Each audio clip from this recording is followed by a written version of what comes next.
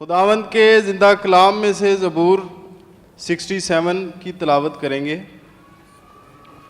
खुदा हम पर रहम करे और हमको बरकत बख्शे और अपने चेहरा को हम पर जलवागर फरमाए, ताकि तेरी राह ज़मीन पर जाहिर हो जाए और तेरी निजात सब कौमों पर। ए खुदा, लोग तेरी तारीफ़ करें, सब लोग तेरी तारीफ़ करें। उम्मतें खुश हों और खुशी से ललकारें, क्योंकि तू रास्ती से लोगों की अदालत करेगा और ज़मीन की उम्मतों पर हुकूमत करेगा।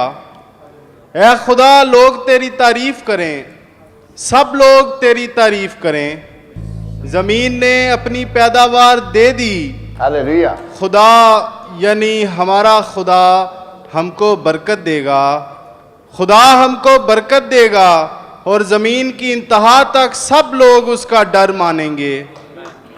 खुदावंद के जिंदा कलाम के पढ़े और सुने जाने पे बरकत हो।